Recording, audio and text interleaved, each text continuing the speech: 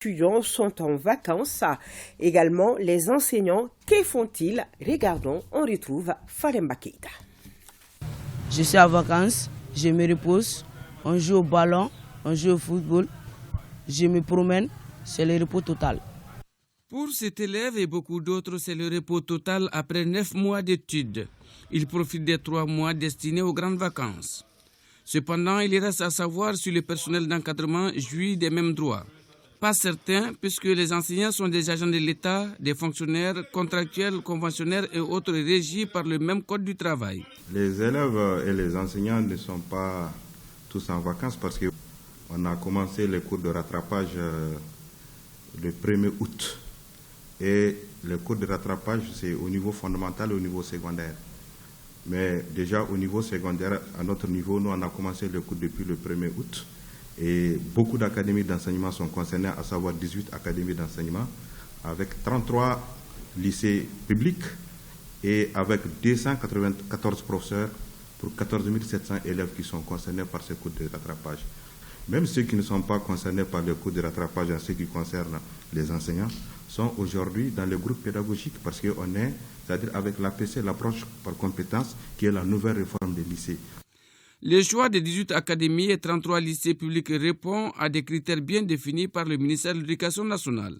Au niveau de l'enseignement secondaire général, c'est les élèves de 10e, 11e qui sont concernés par le cours de rattrapage. Parce qu'on a ciblé, on a fait des ciblages, c'est-à-dire on a dégagé des critères pour avoir ces élèves-là. Par exemple, les élèves qui sont dans les zones, les élèves déplacés, les élèves de parents diminués et les établissements qui ne sont pas totalement avancés dans les programmes. Donc on a ciblé, c'est-à-dire ces établissements-là pour pouvoir faire ces cours de rattrapage. Ça ne concerne pas toutes les académies. Par exemple, au niveau secondaire, on n'a pas pris Bamako, rive gauche et rive droite, on n'a pas pris Katia, on n'a pas pris l'académie de Kalavankoro pour le moment. Bon, on va les prévoir prochainement. Et même s'ils ne sont pas en classe, ils sont en train de travailler avec les groupes pédagogiques. Et surtout que même d'ici le mois de septembre, on va commencer une grande formation aussi des enseignants en APC, l'approche par compétence, à partir du mois de septembre. L'Académie d'enseignement d'Ekaï est parmi les 18 retenus pour les cours de rattrapage.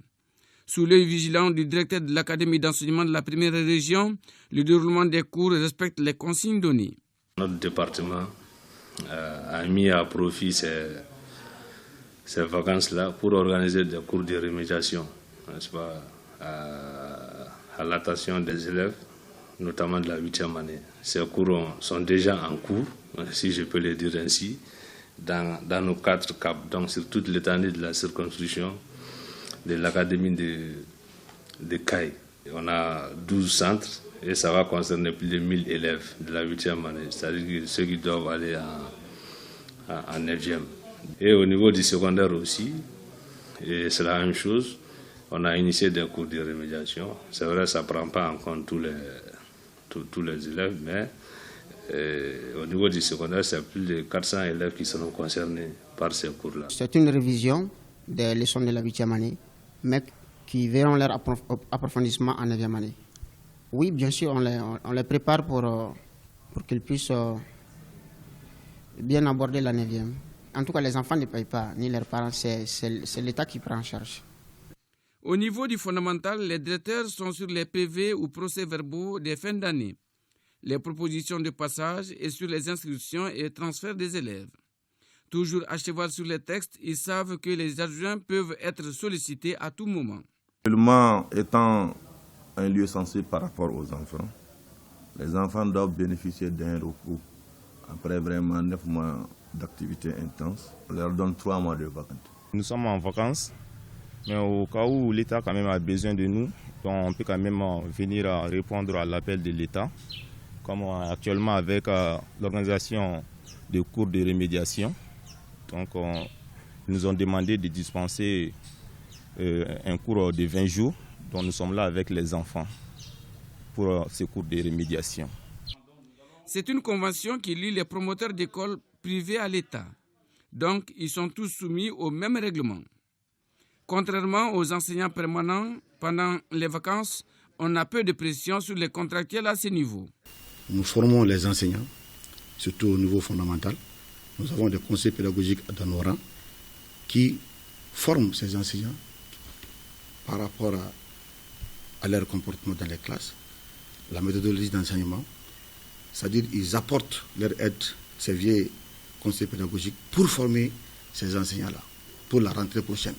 Il y a des enseignants qui ont été recrutés, qui sont formés, qui ont le niveau, mais pour transmettre le savoir, ont quand même des lacunes. Le hic des cours de vacances gratuits organisés par des directeurs et promoteurs d'écoles, c'est le manque d'engagement et de collaboration de certains parents. Concernant les vacances aussi, il y a sous la demande des parents qui demandent à former quand même les cours de rattrapage, les cours de mise à niveau, que souvent même que l'école même organise à ses propres frais. Et donc nous essayons d'accompagner ces enfants par rapport à ça. Mais ce qui est dommage, quand nous appelons ces enfants-là, la majorité ne se présente pas. Et pour leur propre formation, et comme on appelle là, à 0 francs. Ces différents éclairages connus déjà de beaucoup d'enseignants rappellent néanmoins que les 3 mois de vacances sont seulement destinés aux élèves et étudiants. Un calendrier de formation et de cours préétabli par le département de tutelle les fixerait mieux.